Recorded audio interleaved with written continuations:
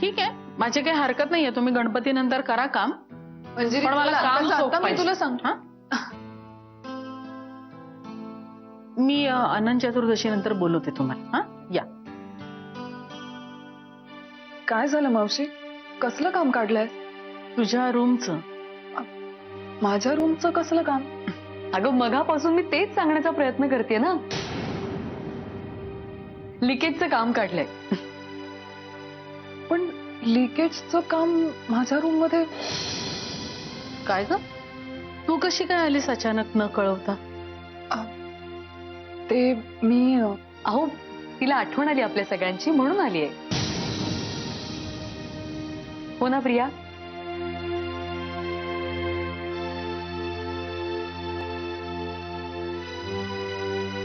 चला, नाही ऍक्च्युली मला रूम मध्ये जरा लिकेज साठी बंद ठेवली ती रूम.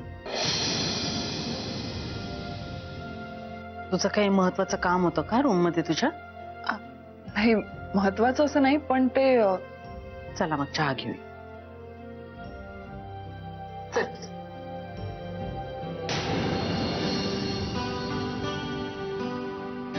सुहास, अरे अरे इकडे काय करतोयस तू? मी अख्खं घर शोधून आले तुम्हाला. आणि प्रिया कुठे आहे? प्रिया, एक मिनिट, तू कोणाला भेटायला आलीस? तू तुझ्या भाच्याला भेटायला आलीस का सुनेला? मी माझ्या सुनेला भेटायला आले आणि भाच्याला सुद्धा. मग तुला आत्ता सून भेटणार नाही, फक्त भाच्याला भेटावं लागेल. का? कुठे गेली प्रिया? कोल्हापूरला.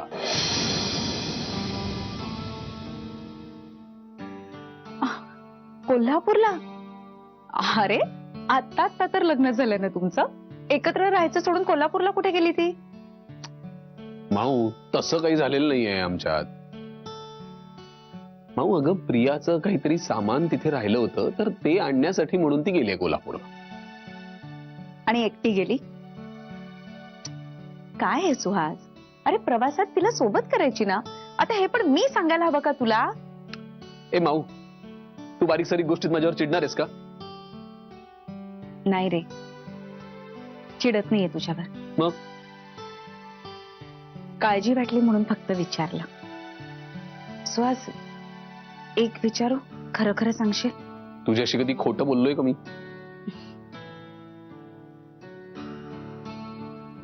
तुम्हा दोघांचं व्यवस्थित चाललंय ना?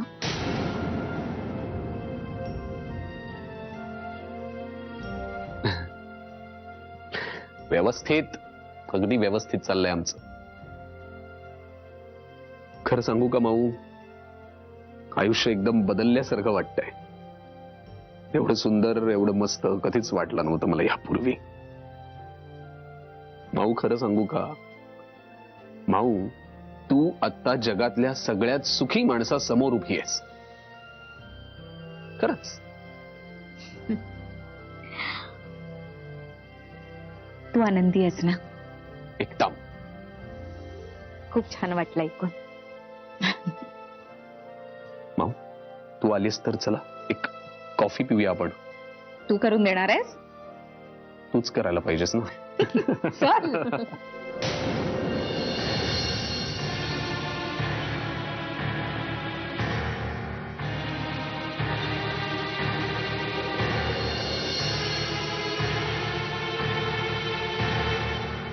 मगाचपासून अशीच बघत बसलीस.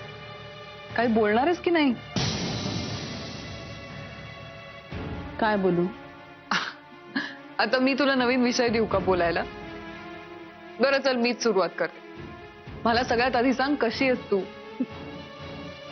2 दिवसापूर्वी तुझी पाठवणी केली आहे प्रिया. 2 दिवसात असा काय फरक पडणार आहे माझ्यात? मी मस्त आहे, मजेत. तुझं सांग, तू कशी आहेस? मी पण एकदम मजेत. आणि सुहासचा? सुहास पण एकदम मस्त मजेत आहे. अगं पूर्ण ऐकून तरी घे. मी असं म्हणत होते की मला वाटलं की सुहासराव आणि तू एकदम गणपतीलाच याल. गणपतीला तर येऊच. म्हणजे जर सत्यजितनी बोलवलं तर. म्हणजे तू आज जाऊन परत गणपतीला येणार? हो. का ग? मावशी, माझं इथे येणं तुला आवडलेलं दिसत नाही. प्रिया, माझ्या आवडण्या न आवडण्याचा मुद्दाच नाहीये. कसं आहे ना, माहेरवाशणीनी माहेरवाशणीसारखं यावं. तिच्या येण्याची ओढ लागायला हवी. आता ती रोज रोज येत राहिली तर कसलं माहेर आणि कसलं सासर, नाही का? सॉरी, मला माहित नव्हतं मी इतकी नकोशी झाले तुला. हे बघ, तू चुकीचे अर्थ काढून गैरसमज करून घेऊ नकोस. इथं तू कोणालाही नकोशी नाहीयेस, पण हवी हवीशी वाटावीस इतकी तू लांबही गेली नाहीयेस. तुला कळतंय का मी काय म्हणतेय ते?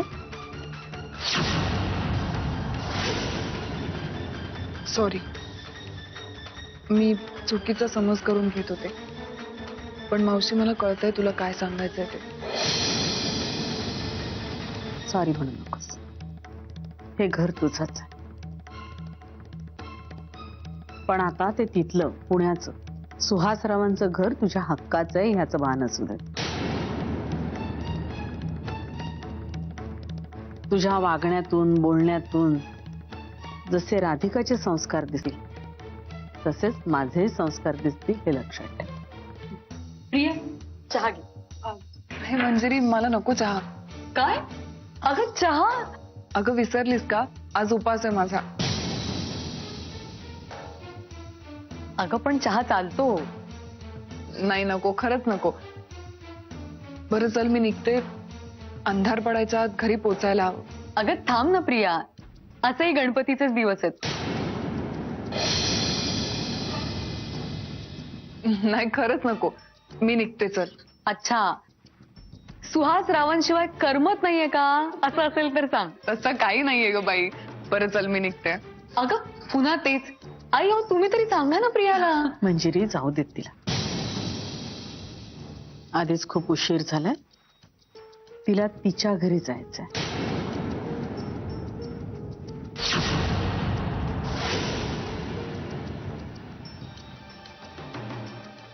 येते.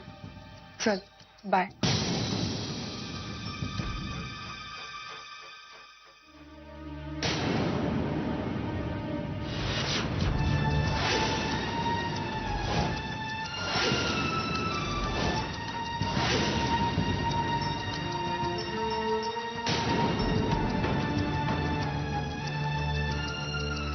अहो, बरं झालं तुम्ही आलात.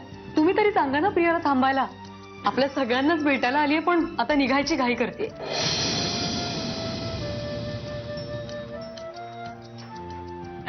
मंजिरी, अगं किती आग्रह करशील.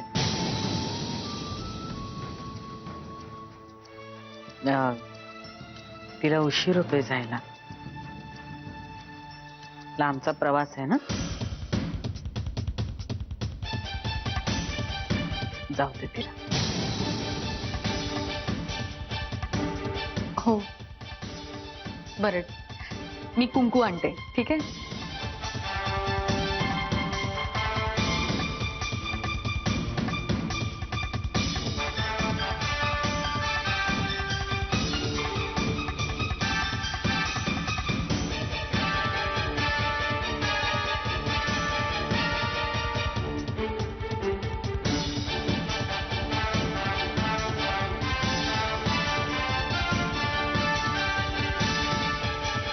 मावशी, नमस्कार करते. सौभाग्यवती. प्रिया,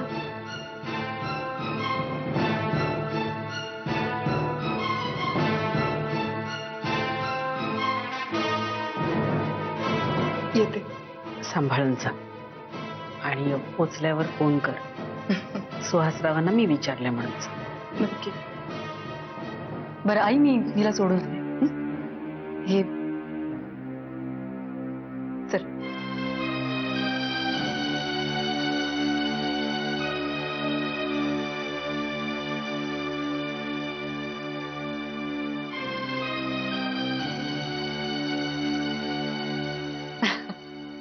खूप बरं वाटलं तू आलीस. पण तू राहायला हवं होतंस आणखी. मी सांगितलं असतं ना सुहासला फोन करून. येईन मी परत. पण पुढच्या वेळी येशील तर चांगली 4-8 दिवसांसाठी ये. नक्की. मंजिरी, मला माहितीये मी हे पुन्हा पुन्हा सांगते, पण तो पेनड्राईव्ह चेक करशील का प्लीज? हो य. बघ, नुसतं हो म्हणू नकोस, नक्की कर. मला माहिती नाही, मला उगीच भीती वाटते. प्रिया अगं प्लीज, भीती वगैरे शब्द आता तुझ्या तोंडून अजिबात काढू नकोस बरं. मी बघेन आणि बघितला की पहिले तुला फोन करून कळवेन. ठीक आहे? चालेल. चल मी निघते, मला उशीर होतो. बर.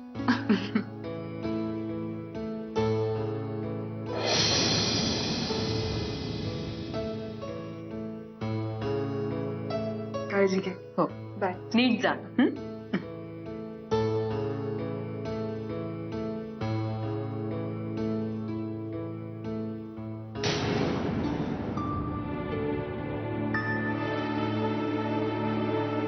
गेली का प्रिया?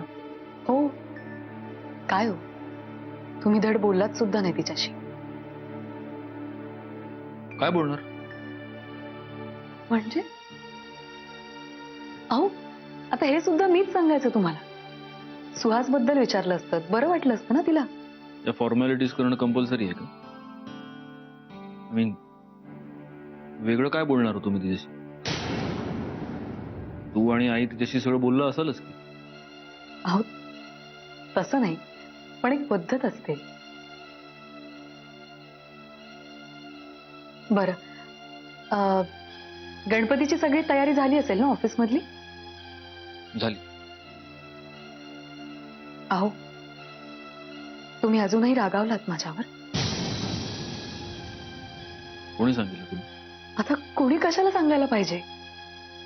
मला कळतंय ना तुमच्या वागण्या बोलण्यावरून. मंजिरी, मी तुला शेवटचं सांगतो, मी तुझ्यावर कुठल्याही गोष्टीसाठी रागवू शकत नाही.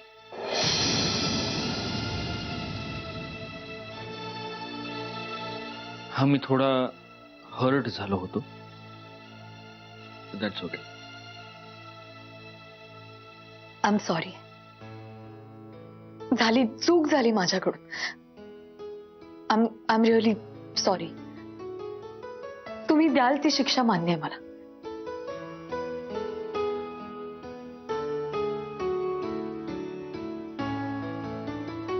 बघा, नाही तू म्हणतेस आता, पण करावं लागेल.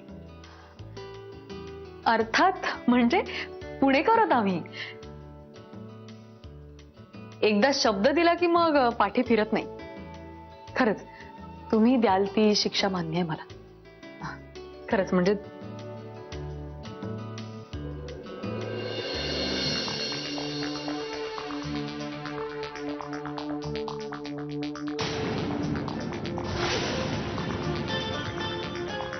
बाकी सगळी बडबड करून झाली, पण ज्या कामासाठी मी आले होते ते काम झालंच नाही शेवटी. आता मला असं गप्प बसून नाही चालणार. काही ना काहीतरी केलंच पाहिजे. अहो,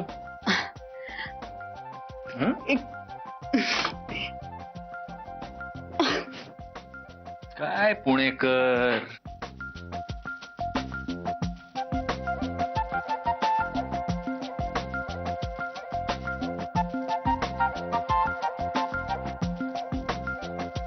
अशी शिक्षा मिळणार असेल तर रोज नवीन चूक करायला तयार आहे.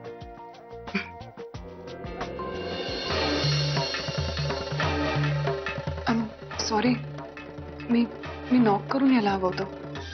सॉरी मंजिरी. अगं पण माझी गाडी बंद पडली म्हणून परत यावं लागलं. अचानक काय झालं तुझ्या गाडीला? अरे मला अहो, असं काय करताय तुम्ही? आता गाडी कशी बंद पडली तिला कसं कळणार आहे? ऑटोमोबाईल इंजिनियर आहे का ती? बघा ना प्लीज प्लीज. It's okay. मी आलेच जरा. हो.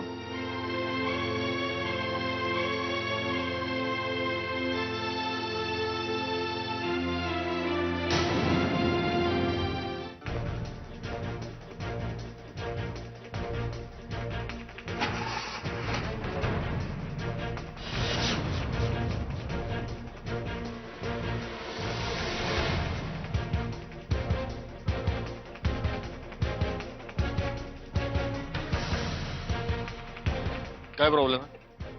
चालू आहे की गाडी? मला माहितीये तुला खरंच असं वाटतंय की गाडी बंद पडली म्हणून मी तुला इकडे बोलवलंय. सत्यजित, एक मिनिट ऐकून घे माझं. मी पुन्हा कुठली अट घालायला इकडे बोलवलं नाहीये तुला. सत्यजित, मला तुझी माफी मागायची. आतमध्ये मंजिरी समोर किंवा इतर कोणाही समोर मी माफी मागू शकले नसते म्हणून तुला इकडे बोलवलं. काल तू इतक्या आपुलकीने पुण्याला आलास आणि सुहास तुझ्याशी ज्या प्रकारे बोलला, ज्या प्रकारे तुझा अपमान केला, मला नाही पटलं. त्याची बायको म्हणून त्याच्या वतीने मी तुझी माफी मागते. त्याची खरंच गरज नव्हती प्रिया. मी ते सगळं विसरूनही गेलो. मला माहितीये तू हे तोंड देखलं बोलतोयस, कारण मी सत्यजित मुधोळकरला चांगलंच ओळखते. तो कधीच कुठलीही गोष्ट विसरत नाही. बाकी काही नाही. रात्री तू मला असा रडत फोन केलास, मला काळजी वाटली म्हणून मी दुसऱ्या दिवशी आलो. अजूनही तुला माझी काळजी वाटते हे कळल्यावर बरं वाटलं मला. नेमकं घडलं काय होतं त्या रात्री? काय होणार ते जे नॉर्मली नवरा बायको मध्ये होतं. सुहासच्या मनात आपल्याबद्दलचे जे समज आहेत ते एक ना एक दिवस तो. एक मिनिट, काय समज आहेत सुहासचे आपल्याबद्दल? हं? आणि बघ, त्याच्या मनात जर काही चुकीचे समज असतील तर ते आपण बोलून दूर करायला हवेत, करता येतील. कसे दूर करता येतील? सत्यजित, त्याच्या मनात जे समज आहेत ते पूर्णपणे चुकीचे तर नाही आहेत ना. बट एनिवे, मला आता कळून चुकलंय. लग्न हे असंच असतं. कधी प्रेम, कधी भांडणं चालूच असतं. आत्ताच नाही का आतमध्ये मी तुम्हा नवरा बायकोंचा रोमॅन्स पाहिला, पण तुम्हा दोघांची डिवोर्स पर्यंत पोहोचलेली कडाक्याची भांडणंही मी पाहिली. त्यामुळे तू काळजी करू नको.